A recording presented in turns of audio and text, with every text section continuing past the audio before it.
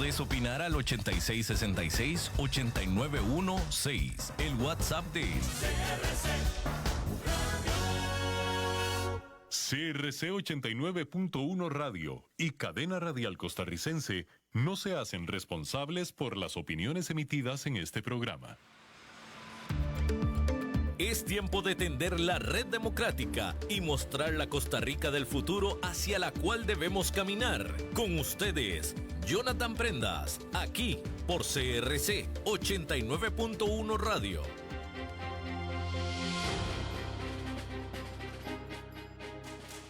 Saludos, ¿qué tal? Muy buenos días, tengan todos ustedes bienvenidos a un nuevo programa de Red Democrática. Les damos la muy cordial bienvenida de 10 a 11 de la mañana en 89.1 FM para todo Costa Rica y también para las plataformas digitales @CRC 89.1 Radio y @Jonathan Prendas para que puedan tener también la posibilidad de compartir de mayor alcance el programa y al final todo el archivo estará siendo colocado en el canal de YouTube de Red Democrática para que lo puedan volver a repasar y volver a compartir, porque la idea de la mesa de producción de este espacio de análisis, de pensamiento, de propuestas, es generarle a todos la información adecuada para que podamos tomar decisiones oportunas y que sepamos a ciencia cierta qué pasa en nuestro país. El día de hoy tenemos a una invitada que ya ha estado en esta casa de Red Democrática, a la cual respetamos mucho y por supuesto le reconocemos el trabajo que está haciendo en este momento desde una posición de representación popular que es la Asamblea Legislativa, la diputada Montserrat Ruiz, a quien le damos la muy cordial bienvenida a esta su casa. Montserrat.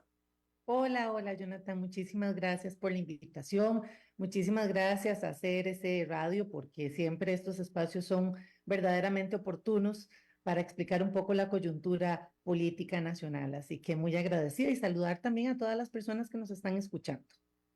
Así es, diputada, que dicha que pudimos coincidir en agenda. Sabemos que está muy pues álgido el ambiente legislativo, no es para menos, hay muchas cosas que están sucediendo y de todo eso es lo que queremos conversar con usted porque en las últimas semanas, desde que empezó la asamblea, pero en las últimas semanas, usted ha tenido la responsabilidad de levantarse, encender un micrófono y empezar a decir argumentaciones, ideas que yo creo que está en el tintero de más de uno en Costa Rica y que lo que se ocupa es la voz de alguien que las extienda. Cuéntenos cómo se está viviendo en este momento la Asamblea Legislativa, cómo lo están interiorizando, cuál es la dinámica de pesos y contrapesos que hay en este momento en un Congreso multipartidista y con elevaciones de tono en mensajes muy frecuentes. Bueno, Jonathan, la coyuntura de la Asamblea Legislativa en estos momentos pues es bastante complicada, podríamos decirlo. Estamos empezando sesiones ordinarias, lo cual a todos, o la mayoría de diputados y diputadas, nos complace porque es el único momento que podemos trabajar, porque lastimosamente en las extraordinarias, donde le corresponde al Ejecutivo convocar proyectos, tenemos una agenda bastante raquítica y eso es la realidad. Entonces, al final de cuentas, los y las diputadas tenemos que trabajar en 3 meses donde nosotros colocamos agendas, donde nosotros trabajamos 100% en las comisiones, con todos los proyectos que estamos planteando. Como para que se dé una idea, la Comisión de Económicos en la cual yo formo parte y que preside mi compañera Vanessa Castro, tiene una lista de 100 proyectos de asuntos económicos que responden directamente a reactivación económica, a valoraciones de impuestos, entre muchos otros. Por decir, esa comisión también trabajó hace 2 años eurobonos. Entonces es una comisión pues bastante importante después de la de Hacendarios, que es la que revisa presupuesto nacional y demás. En la Comisión de Económicos, con estos 100 proyectos, en estas extraordinarias que acabamos de cerrar, tuvimos apenas 4 proyectos convocados. ¿Cómo responde uno al pueblo costarricense cuando solo hay 4 proyectos que el Ejecutivo cree que son de interés y desconvoca uno y nos deja 3? Eso es lo que está pasando hoy en la Asamblea Legislativa. También tenemos, por supuesto, ese debate importante, como usted lo decía, de pesos y contrapesos, en una asamblea bastante heterogénea, porque somos en realidad una asamblea bastante heterogénea, con diferentes ideologías que yo aspiraba en algún momento en que realmente eso se convirtiera en causas y no tanto en planteamiento ideológico. ¿Por qué? Porque al no tener un ejecutivo con un camino, con una guía que pudiese llevarnos también a poder realizar acciones inmediatas dentro de los marcos jurídicos para que ellos pudiesen trabajar, nos encontramos a la deriva porque no sabemos qué es lo que buscan o qué es lo que quieren. Bueno, dentro de los marcos jurídicos, sí sabemos qué es lo que quieren porque lo que han estado haciendo a lo largo de estos últimos 2 años, que prácticamente es nada, es generar mucha cortina de humo. Entonces sí es complicado. Como le digo, yo me siento ya pues otra vez con las mangas arrolladas, entramos en estas ordinarias, tenemos muchísimos proyectos, en mi caso tengo 22 proyectos, de los cuales ya son 2 leyes, y tengo que sacar 20 proyectos. Entonces yo creo que ese prácticamente usted como diputado, como exdiputado lo vivió, esa es la aspiración real de nuestro trabajo continuo en esa Asamblea Legislativa por 4 años. Diputada, en esos vaivenes de 3 meses, ordinarias y extraordinarias, y entendiendo lo que usted plantea de que Casa Presidencial no pone una agenda sustantiva en los 3 meses que ellos tienen la agenda en sus manos, se dan conversaciones para ir, pues, llevando a buen puerto los proyectos que van a empezar a ver en las ordinarias. Hay procesos de negociación. ¿Cómo se está manejando en esta Asamblea Legislativa esas puestas de acuerdo? Porque 3 meses, si se empieza a negociar durante los 3 meses de ordinarias, no da tiempo. No da tiempo. No da tiempo. Es muy interesante y esto también es bueno que las personas sepan lo que es el corrido legislativo, lo que es esa metodología del ingreso del proyecto y por todos los procesos que pasa un proyecto de ley antes de ser ley. Y es lo que usted dice, don Jonathan, es un tema de negociación y de continuo también interés de cuáles poblaciones se van a ver beneficiadas con este proyecto. Ahí es donde una pues consigue otros compañeros y compañeras con elementos en común y llegamos a buen puerto y podemos llevar a cabo ese proyecto. Usted ya lo dice, el proyecto no es algo de que ingresa y de una vez pasa a una comisión. No, este también, por ejemplo, muchas veces nos encontramos con 3 proyectos de ley que quieren exactamente lo mismo. Gracias. Entonces ahí es donde empezamos esa negociación a lo interno de las comisiones para poderlo llevar de pronto a un texto sustitutivo que une el interés de los 3 proyectos y pueda pasar al plenario legislativo y pues ser votado. Entonces eso sí, tenemos un ambiente importante dentro de la Asamblea con respecto a ciertos liderazgos y ciertas personas que están encabezando ciertas posiciones valiosas y constructivas. Y eso es importante. Como tenemos otras que lo que están haciendo de pronto es seguir minando para que se paralice la Asamblea Legislativa y realmente responda a ese llamado de otras voces a lo externo que dicen la Asamblea no funciona. Porque es muy sencillo seguir atacando la institucionalidad, don Jonathan, que eso es algo que también los diputados hemos tenido que tomar en estos roles importantes de control político. Y es la defensa de la institucionalidad. Antes de entrar en la parte de control político que me interesa muchísimo por todo lo que ha estado sucediendo, una pregunta adicional con el tema de los proyectos de ley, diputada. ¿Hay ahorita claras agendas de trabajo temáticas? Porque como la diputada Montserrat Ruiz tiene 22 proyectos, 2 ya son ley, faltan 20. Los demás diputados también tendrán su carpeta de aspiraciones y de deseos. Entonces, todo es muy difícil de sacar, hay que ir priorizando y hay que ir haciendo ejes temáticos para hacer tracción, si se cabe el término, con los proyectos de un diputado y el otro, y empezar a jalarse todos para sacar temas específicos. ¿Existen esos ejes temáticos para poder entre todos ponerse de acuerdo y caminar más rápidamente? Sí, sí, claro que sí. Y bueno, y también para eso está la determinación de las comisiones, don Jonathan. Para eso tenemos comisión en ambiente, tenemos comisión en económicos, tenemos comisión en derechos humanos, tenemos comisión en hacendario. O sea, ¿verdad? Claro, hay un detalle, pero me estabas diciendo de la de económicos hay 100 proyectos de diferentes temáticas. dentro de esos 100, supongo que hay prioridades.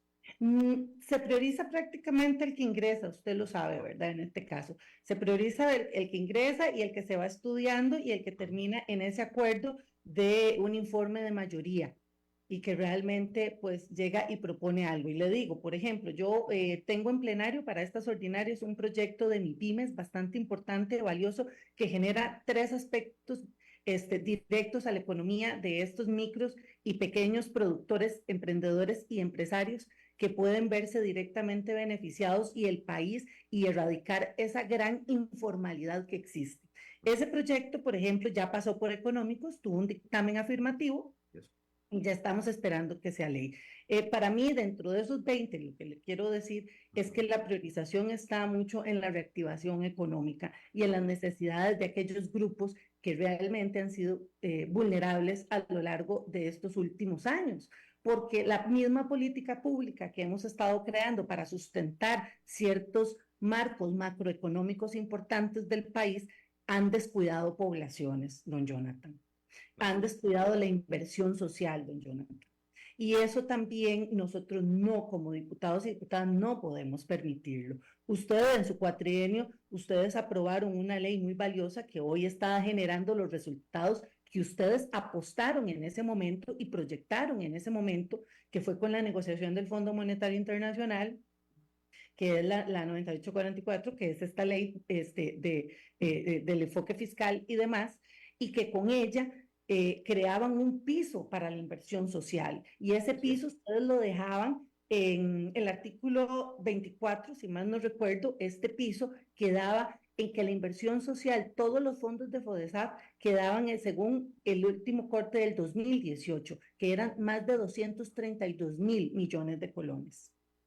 O sea, esas pequeñas diferencias de innovación en proyectos que garantizaban, tenemos que estar velando ahora nosotros. Y pues por ahí también yo creo que es esa priorización importante de poder velar que lo económico y lo social vayan de la mano para no un detrimento de un país, ni un detrimento de la movilidad social que necesita hoy Costa Rica y que lastimosamente pues no estamos viendo, porque lo único que nos están pintando es al gran jaguar que está devorando y cazando a los niños, niñas, mujeres y personas más vulnerables de este país. Entonces, ese gran acoso que está sintiendo Costa Rica a lo largo de todo el territorio nacional, que es un acoso de profesionales, vale decir, está teniendo víctimas hoy en ese detrimento de dinero que no se les está dando en educación, en salud, redes de cuidado, don Jonathan, comedores escolares,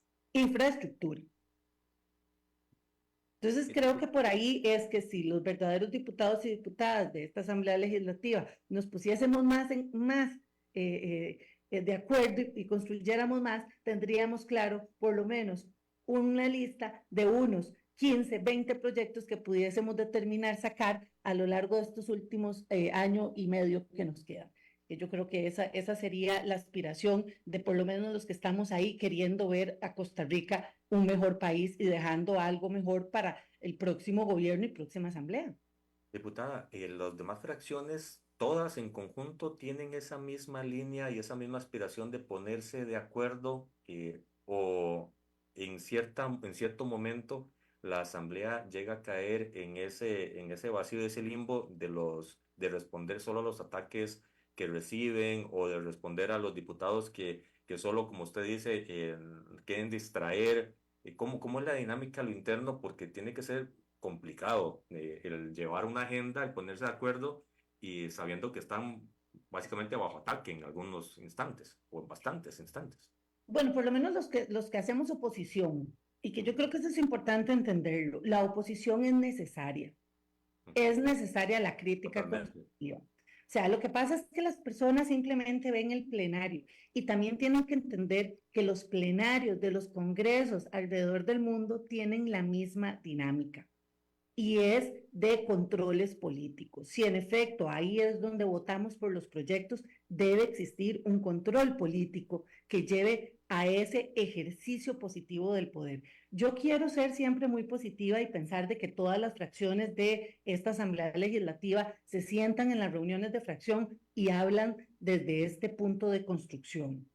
Lastimosamente hay ciertas figuras pues que tienen un rol específico y que no están hoy generando el rendimiento que deberían generar, porque las personas no ven lo que nosotros hacemos de 8, 7 de la mañana a 3 de la tarde que llegamos a ese plenario.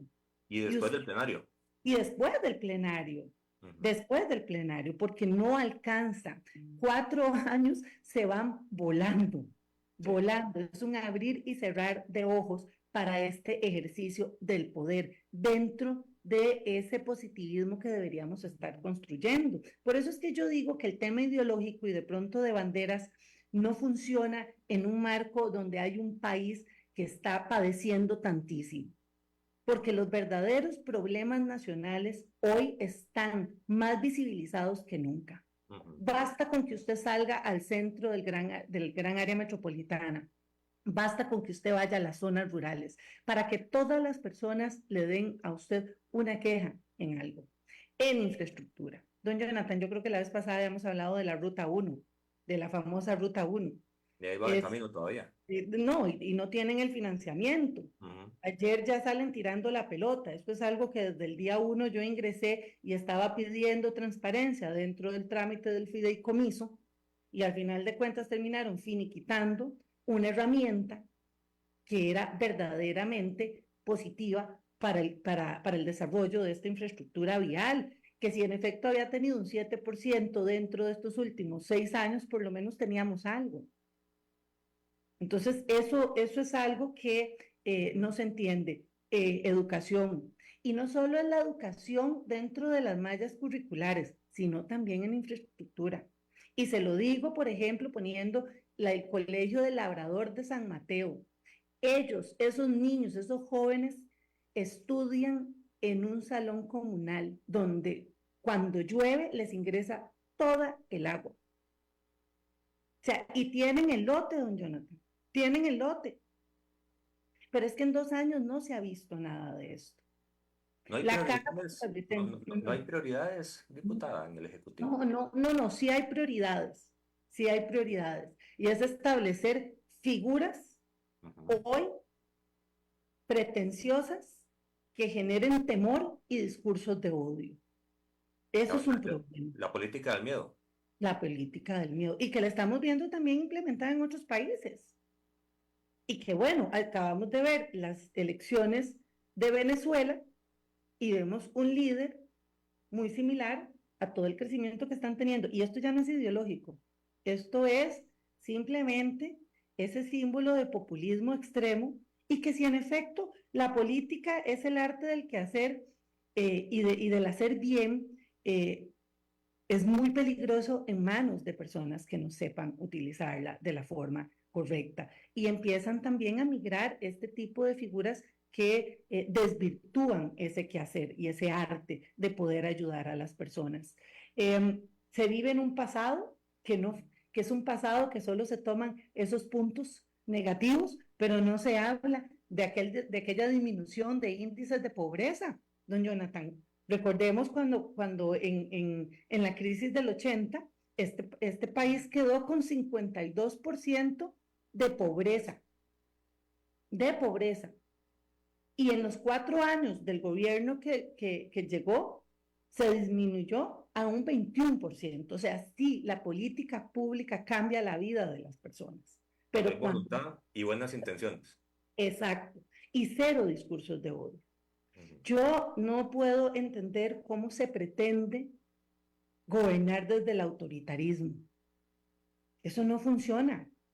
Eso no funciona. El autoritarismo hoy es un reflejo del sufrimiento de muchísimos países a lo largo de los últimos 80, 90 años del mundo. O sea, el autoritarismo no funciona. Lo que funciona es la negociación, el poderse sentar con las personas, el poder conversar. ¿Para qué el insulto? ¿Para qué el seguir denigrando a la institucionalidad? Que necesitamos un Estado más pequeño, necesitamos un Estado más fuerte, más eficiente y sí, menos grande. ¿Se ha hablado de eso en estos momentos? No hay. Y no existe esa lectura. Y es importante. Podríamos hablar un poco de la famosa y fracasada Ley Jaguar. con tres. A eso quería llegar justamente, diputada. Y antes de entrar en eso, el tema que usted señalaba de que todos estos signos de autoritarismo y populismo no están circunscritos a lo que antes se conocía claramente factor ideológico, porque en este momento simplemente es aprovechar momentos y empezar a generar discordia para mantener el poder. Y eso va aparte de cualquier fórmula ideológica. Y ese es el problema principalmente que está teniendo el país porque no se logra identificar la ruta por la cual se quiere caminar el desarrollo del país y lo único que se ve es como usted bien lo señalaba, señalar los puntos flacos de la política histórica y no reconocer que por lo que se hizo en las últimas décadas, tenemos los niveles de educación, o teníamos los niveles de educación que teníamos y otros elementos importantes. Hay dos elementos, diputada, que me interesan, no solo la ley Jaguar, sino el voto de censura. Son dos puntos de quiebra en el control político en donde la oposición se logra armar, no logran desarmarla y se empiezan a generar posiciones muy concretas sin importar el micrófono que se abra. Obviamente por mayorías, no por unanimidades, y uno hubiese querido, por ejemplo, en el voto de censura, un poco más de diputados, pero estuvieron los que tenían que defender la institucionalidad de la educación y así quedó claro. Pero hay un elemento que me preocupa mucho y es la reacción de Casa Presidencial una vez que ustedes votan el voto de censura, que lo que dicen es que es irrelevante. ¿Qué criterio le merece a la diputada Montserrat Ruiz que un instrumento constitucionalmente establecido para que los diputados lo apliquen cuando sea necesario, en Casa Presidencial lo tachen de irrelevante? Es que, don Jonathan, volvemos a lo mismo. A mí no me sorprende. A mí ya los shows de los miércoles no me sorprende. Es más, nosotros dentro de la jerga de la Asamblea Legislativa, cuando decimos algo, ya esperamos ser mencionados el miércoles. Ya eso termina siendo parte de este cambio del diálogo por la confrontación. Este gobierno cambió el diálogo por la confrontación. La educación de este país ha venido cada vez más en disminución a lo largo de los últimos 10 años. Así es. 10 años. Esto no, yo cuando escucho que es que no es culpa, no, yo sé que no, pero aquí vinieron a comerse la bronca. 2013, actualidad. Esa brecha exacto, había que solucionarlo. Exacto. O sea, ya este tema de echar las culpas no funciona. Es más, eso fue muy criticado también en los gobiernos de don Luis Guillermo Solís y de don Carlos Alvarado, que también. Entonces, si una persona no se siente preparada para llegar al poder, mejor es dar un paso atrás y ser verdaderamente responsable y poner a una persona que realmente venga a decir, bueno, aquí lo que pasa es esto, esto y esto, no esos discursos. La educación en nuestro país, voy a esto, la educación en nuestro país ha disminuido a lo largo de los últimos 10 años. Con este gobierno, en estos 2 años, no se ha tenido una verdadera ruta en la educación. No se ha tenido. Hay pequeños logros. Escucha, en 2 años no tener ciertos logros sería ya el colmo. Y en la Comisión de Educación, que está constituida, dicho sea de paso, por una gran mayoría de diputados que son académicamente maestros y profesores, que saben lo que están hablando, porque ese era su trabajo anterior, con mucho más lupa ven las acciones. La conectividad, don Jonathan. Ok, se termina, y esto es algo porque es parte del discurso populista. Es que están resentidos porque se termina el contrato con Lomar Dengo. No, pero ¿cuál es la solución a terminar el contrato con Lomar Dengo? ¿Dónde está? ¿Cuál es el plan B? ¿Cuál es el plan? Exacto, ok, no pasa nada, no pasa nada. Ellos encontraron inconformidades dentro del plan de Lomar Dengo, que no era, yo no sé, yo soy de la generación de la tortuguita, yo aprendí a utilizar una computadora con una tortuguita, yo soy hija de la educación pública de este país, así que empecé a utilizar la tortuguita en el 86 y fue una maravilla. Bueno, que Omar Dengo era buenísimo y era lindísimo y habían concursos intercolegiales y todo esto con el tema de la codificación de en ese momento de la computación en las escuelas y colegios. Pero bueno, digamos que entonces Lomar Tengo se quedó con la tortuguita suya y mía de los 40 años, que pasamos nosotros eso. Pero entonces, ¿qué seguía? Lo que han hecho es terminar contratos, parecen una persecución política, que los más perjudicados, seguimos insistiendo, son las personas más vulnerables. Eso entre muchísimas otras cosas, y la fallida negociación del FES a lo largo de los últimos 2 años y ahora con el escándalo que pasó al final. O sea, y que hoy, don Jonathan, constitucionalmente se está llamando a que el presupuesto nacional debe dar el 8% a la educación y solo se da un 4% a la educación de este país, o sea, la mitad. Hay una deserción impresionante. Entonces, el voto de censura era necesario. Era necesario. Y le voy a decir. Yo creo que pocos no lo vieron y era más que obvio que era necesario. Era necesario. Lo que pasa es que tampoco asombra la reacción de un presidente de la República que sigue destilando odio. Lo que sí me preocupa un poco es ver a una ministra de la presidencia a la cual considero una mujer en mi plan que era capaz y que respondía muy profesionalmente, también siguiéndole la corriente. Eso es preocupante. Ahora, si yo cometo un error, ¿qué importa salir y decir, perdón, rectifiquemos, sentémonos, hablemos? Esa no es la posición de un ministerio. Además, podrían decir que vamos a mantener a la ministra en su cargo porque creemos en ella, pero vamos a hacer oído lo que ustedes están diciendo, juntemos fuerzas y avancemos. Así es. Cero problema. El asunto es cuestionar a la propia Constitución al llamar irrelevante algo que dice allá adentro. Eso a mí me preocupó mucho en esa reacción inmediata posterior al voto de censura. Vea, don Jonathan, acuérdese usted de aquellos megacentros educativos. ¿Dónde están? La ruta de la educación, ¿dónde están los indicadores? Es que la expectativa está superando la acción. Y la expectativa está creando en la mente de los y las costarricenses esa posibilidad de esperanza que no se activa, que no se genera en lo sustantivo, que no se genera en el accionar de un pueblo que está necesitado. ¿Cómo es posible? Sí, yo sé que los niños llegan a 3er grado sin leer, y lo decía el Estado de la Nación, estamos viviendo un apagón educativo. Total. Los niños pasaron 2 años encerrados con sus papás. Los que tuvieron acceso en ese momento a una computadora pudieron seguir, los que no. Entonces, por supuesto, con mucho más razón, urgen medidas que puedan llevar a esos niños a tener la posibilidad de un futuro mejor. A mí eso es lo que me preocupa, el próximo bono demográfico. Y después, ¿cómo va a quedar la educación en estos 4 años que no se han tomado realmente esas medidas? No desmerito esfuerzos también de ciertas personas que trabajan en el ministerio, pero cuando no hay timón, don Jonathan, no hay un rumbo, no se llega a un puerto. Entonces yo creo que por ahí.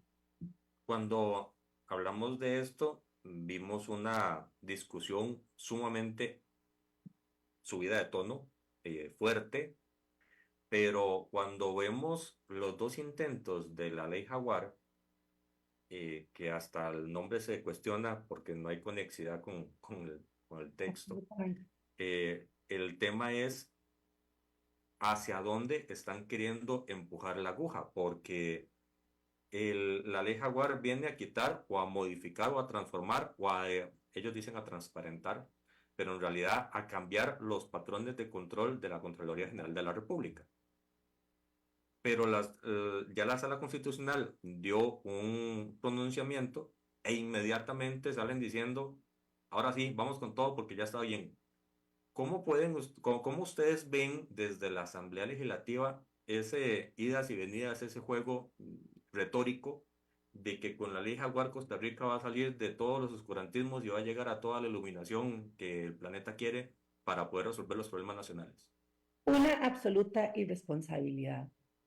Eso es lo que se puede llamar de este par de intentos. Bueno, el segundo, ahí lo estamos analizando, es un cambio de verbos que se le generó. Es más, la misma ministra lo explicó. Primero tenemos a la diputada oficialista diciendo en la noche, después del criterio de la sala, que estamos de luto y después al otro día Estamos aparece de el fiesta. presidente. Exacto, estamos de fiesta, entonces creo que hay ciertas incongruencias dentro. Lo que pasa es que no se habían sentado a escribir el guión, que es lo que siempre pasa, ¿verdad? Entonces ahí pues se confabularon mal, digo yo, pero esta ley Jaguar, vea, el referéndum es una herramienta poderosísima, poderosísima y valiosísima. Usted y yo participamos en el primer referéndum de este país.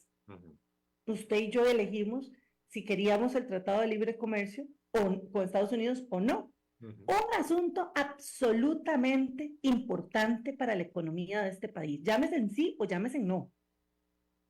Porque recordemos que también el Tratado de Libre Comercio generaba unos cambios importantes y realmente sustantivos en los enfoques agrícolas, pecuarios del país. Por ejemplo, que eso era parte de la crítica de las personas que iban a favor del no. Pero bueno, usted y yo participamos en esa, que no se distancia nada de las elecciones de cada 4 años. No hay nada más importante que salir a votar cada 4 años para determinar quién va a ser la cabeza de este país. Ese es un verdadero referéndum nacional, la determinación de quién va a generar la ruta. Cuando un presidente llega y asume que va a poner algún proyecto en referéndum, es porque realmente no llegó a buen puerto de negociación con las instancias correspondientes. Pero, don Jonathan, los 3 proyectos de la famosa ley Jaguar, que adicionalmente me da mucha pena porque es un animal simbólico de mucho misticismo en nuestros pueblos originarios y que ahora se le está maltratando de esa forma y regalan peluchitos de jaguarcito y toda esta cosa que bueno. Entonces, esta ley está compuesta por 3 proyectos. Esos 3 proyectos son los que se van a llevar a ese referéndum.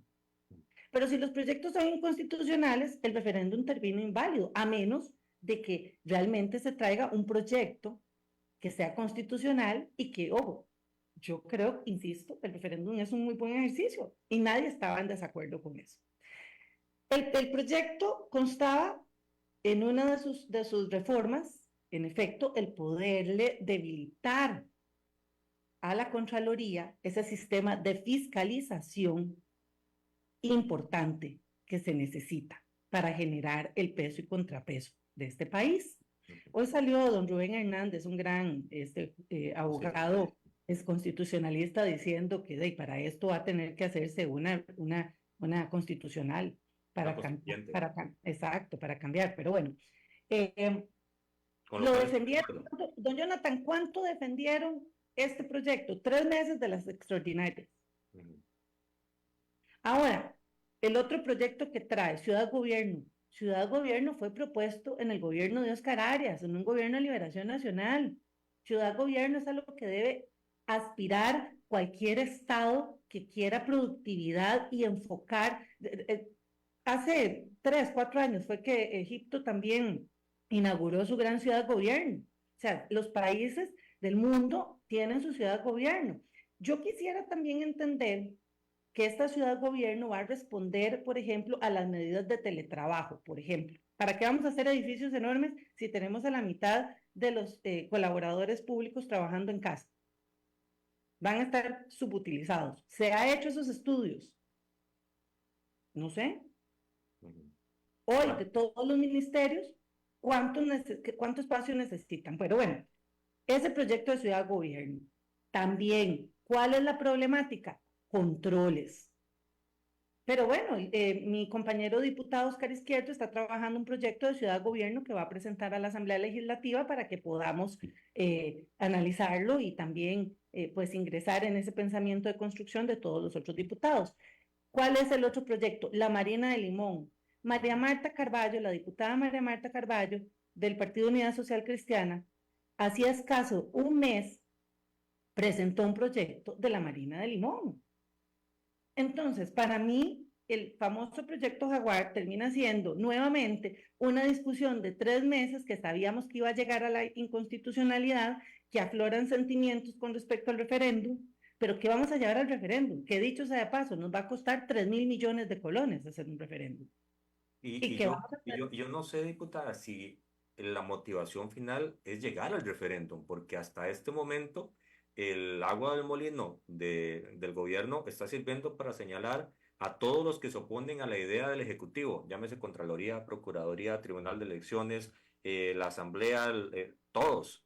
Entonces, yo no sé si al final de cuentas ellos quieren llegar al bendito referéndum, pero más allá de eso, lo que está dentro del referéndum, y como usted bien dice, yo creo que aquí no hay nadie que esté en contra de que Limón avance, de que la ciudad gobierno aparezca, dejen de pagarse los alquileres Alquiler. y que todo vaya en bonanza. El asunto es hacerlo dentro de la institucionalidad y la legalidad, eso es todo. Así es. Yo también estoy de acuerdo en lo que otros gobiernos lo han dicho, que a veces la Contraloría de la República se excedió en ciertos criterios. Ujú. Pero, don Jonathan, ¿qué pasaría si no se hiciese así? O sea, ¿qué pasaría? Hemos visto casos de corrupción donde la Contraloría no ingresaba porque no estaba dentro de sus competencias. Entonces, las personas no debemos perder esa perspectiva de la importancia de esas órganos institucionales que llegan realmente a calificar adecuadamente el desarrollo del accionar de un ejecutivo y un legislativo. Ujú.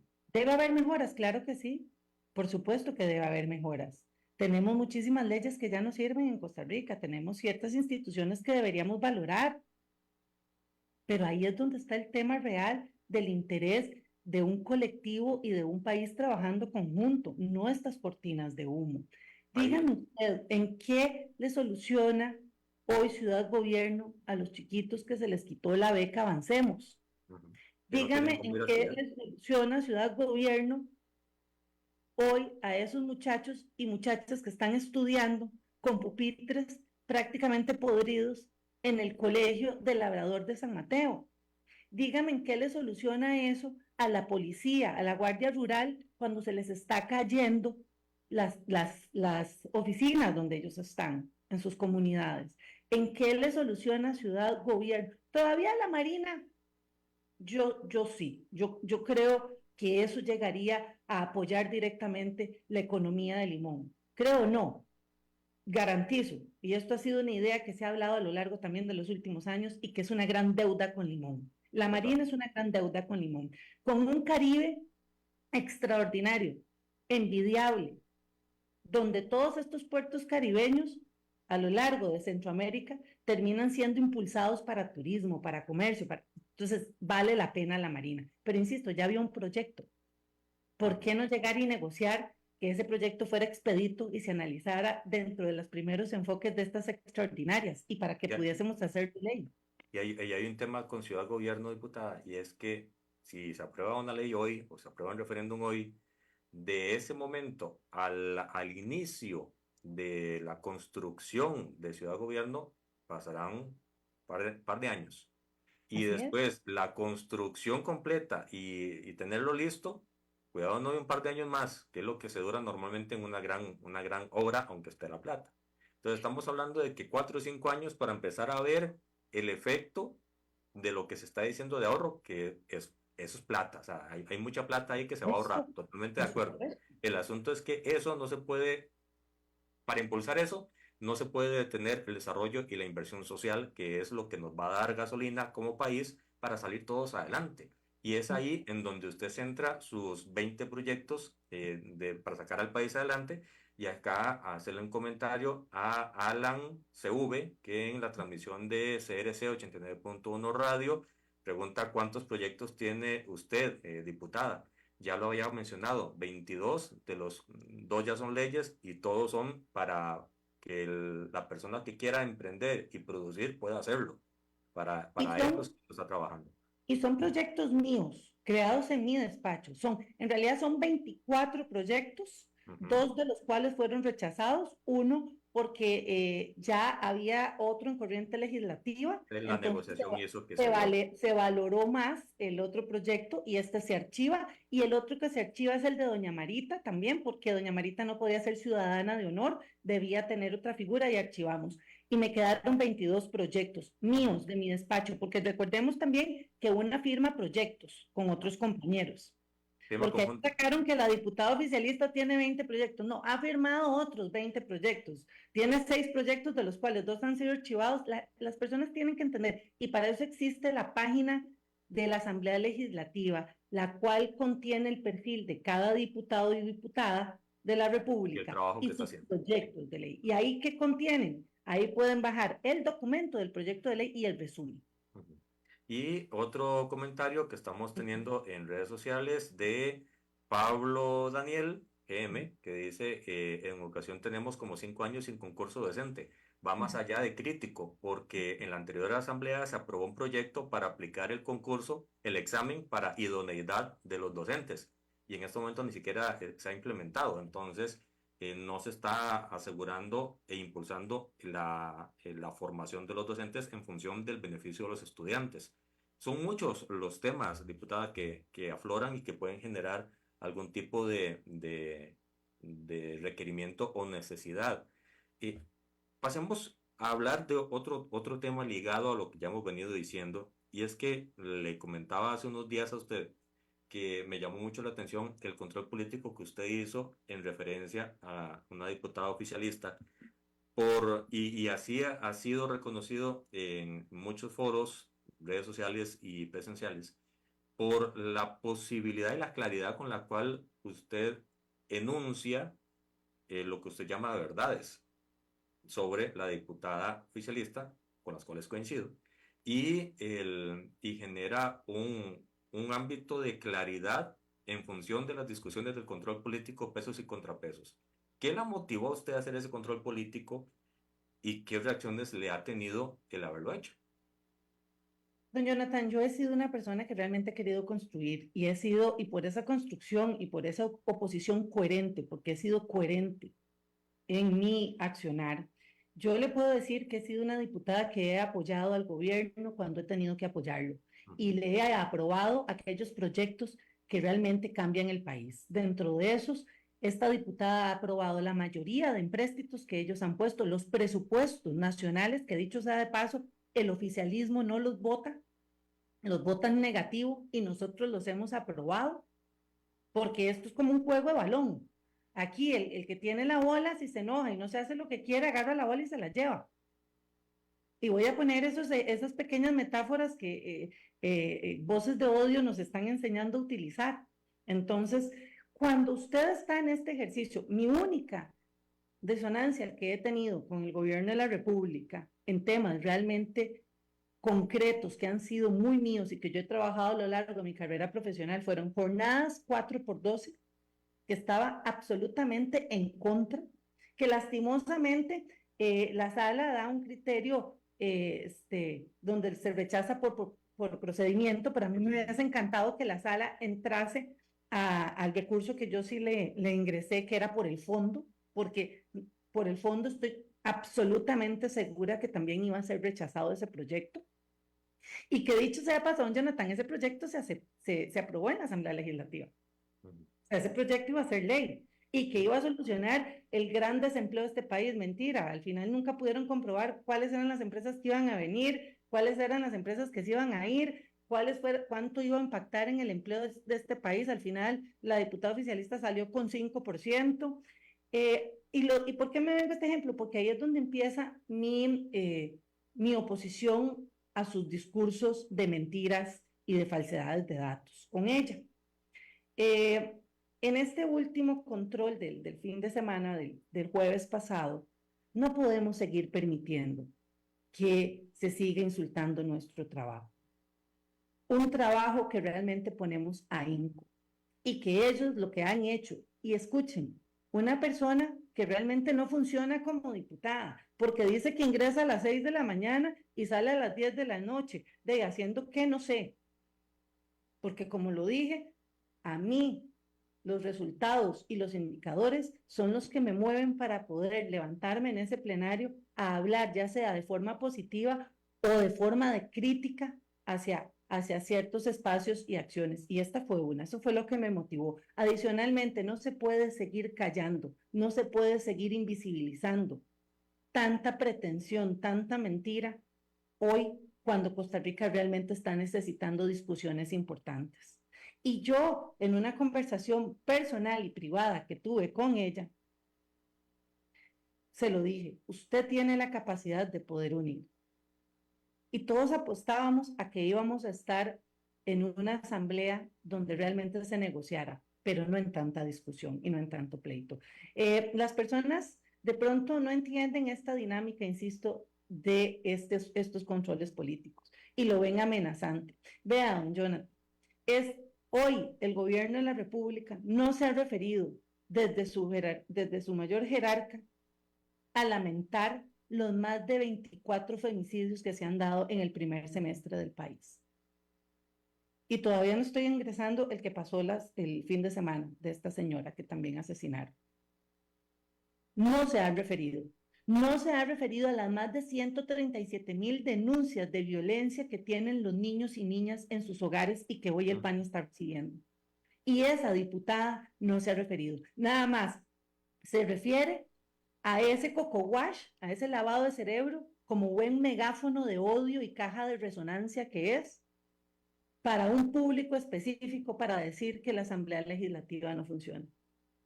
Y ya lo dije, la Asamblea Legislativa funciona en ordinarias, porque en ordinarias es donde verdaderamente los diputados trabajamos, porque en las extraordinarias ingresamos en ese ring que ellos nos llevan a estar discutiendo proyectos inválidos que no funcionan. Tenemos un proyecto de sistema de banca para el desarrollo desde hace 6 meses y ellos ahí lo tienen y no les interesa.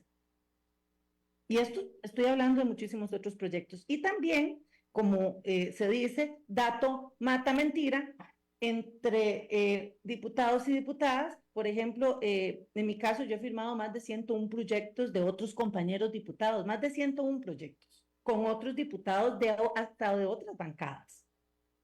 Mientras, por otro lado, firman 20 y tienen 2 archivados. En mi caso, 24, de los cuales ya son 2 leyes bastante importantes. En este caso, para el sector cooperativo, pudimos lograr bajar la creación de cooperativas de miembros de 20 personas a 8 personas, lo cual va a ayudar muchísimo a emprendimientos asociativos y a activaciones locales. Recordemos que la empresa cooperativa termina siendo una empresa hoy de inversión nacional, entonces es muy valiosa y que impacta directamente en los territorios. Ese es un proyecto que ya es ley, y la ley que también protege, elimina y erradica la violencia contra la niñez y adolescencia, que este proyecto nace con respecto a lo que pasó con la bebé Gabriel y la falta de protocolos. Entonces esta ley crea un protocolo que exige hoy al Estado a realmente determinar esos focos de violencia y poderlos atacar. Es un proyecto de seguridad.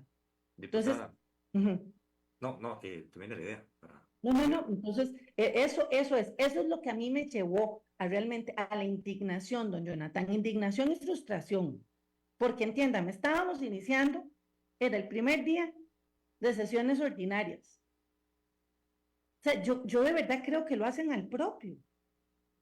Y además, cuando el directorio llamó a los jefes de fracción, que todos pedimos la palabra, nosotros no le permitimos al señor presidente de la Asamblea Legislativa que hiciese un debate arreglado. Aquí teníamos que hablar todos los diputados de una vez por todas.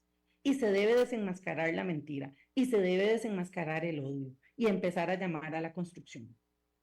Diputada, en medio de todo esto que se está conversando acá en el programa, ya vienen vientos electorales. Vienen vientos donde ya partidos tradicionales empiezan a moverse para ver quién es el referente que van a poner ante la opinión pública. Vienen partidos nuevos también con su cuota de aporte. ¿Cómo piensa usted que se va a manejar ese tema al interno de la Asamblea con una necesidad o con más necesidad de saber, con una incertidumbre de cuál va a ser el partido con el cual el gobierno se va a presentar en las próximas elecciones? Bueno, yo quisiera tener una bolita mágica para determinar eso, porque todavía estamos confundidos hasta si existe partido oficialista, ¿verdad? Porque el partido oficialista con el cual se llegó al poder, hoy solo hay una diputada que defiende su ideología, ¿verdad? Y su espacio. Esto es realmente una pena dentro de la discusión de la política y el futuro de la política del país. Y lo digo porque antes esos líderes y lideresas se iban creando a través del tiempo basados en una preparación, porque eso es debe existir la carrera política. Hay personas que nacen para ser buenos políticos, porque no todos son malos, no todos son malos. El político bueno existe y eso debe ser parte, y no es aquel que reparte el odio y que reparte culpas, es aquel que realmente se arrolla las mangas con un país para sacarlo adelante. Entonces yo, dentro de este horizonte que se vislumbra, veo a los partidos tradicionales con ciertos, y al cual yo pertenezco a uno, y al cual hoy tiene que responder a un cambio generacional, don Jonathan. Debe responder a nuevas figuras preparadas y debe responder también a las necesidades de una agenda inmediata de la solución de los problemas país, como se hacían hace 70 años, en aquel famoso encuentro y departamento de problemas nacionales costarricenses, donde se sentaban aquellos pensadores y pensadoras a ver el rumbo de un país que realmente hoy solventamos dentro de este Estado social de derecho maravilloso que por dicha pues llega cualquiera a querer cambiarlo y no puede. Y no puede. Entonces, yo... En 30, 40 segundos, que es lo que nos queda de programa, ¿Montserrat Ruiz puede ser una figura potable para próximas elecciones, para levantar la bandera de una unificación del país? Don Jonathan, en estos momentos yo considero que hay figuras que realmente pueden llegar a generar ese cambio. En mi caso personal, yo insistiré en que la carrera política es eso, una carrera, es como cualquier carrera educativa, necesitamos llegar y generar escalones y ir haciendo un camino de bien. Yo creo que a Montserrat Ruiz le falta y lo digo con la mayor humildad, y creo que sí sería una persona que me uniría a otra que tenga una muy buena causa y sí la apoyaría. Eso es lo que yo espero ver en las próximas elecciones. Y lo espero ver desde mi partido. Y necesito ver que mi partido realmente vuelva a generar ese movimiento de tierra, literalmente, para sembrar semillas de bien y de cambio. Eso es lo que necesita hoy los partidos tradicionales y en especial el mío, que bueno, pues que llenó el país también de tantas cosas buenas. Hemos cometido errores, como todos. Se vale rectificar, se vale pedir perdón y se vale generar propuesta. Esperemos a ver qué nos depara, qué le depara a Costa Rica en los próximos rostros. Aquí esos padrinazgos que se dan detrás de mujeres que pueden llegar y decir y tomar el modo de actuar hasta de esos déspotas autoritarios es lo que más me preocupa. Muchísimas gracias, diputada. Para servirle y muchas gracias para próximas, ahí estaremos conversando. Ojalá que ya cuando finalicen las ordinarias para tener las mejores noticias. Así va a ser, de seguro. Muchísimas gracias. Gracias, don Jonathan. Igualmente, igualmente. Y gracias a todos los que han estado en sintonía de Red Democrática. Mañana a las 10 de la mañana, un nuevo programa. No se lo pierdan porque seguimos explorando de qué es lo que pasa en Costa Rica para que todos lo podamos entender de la mejor manera. Hasta mañana, si Dios así lo permite. Esto ha sido todo por hoy en Red Democrática.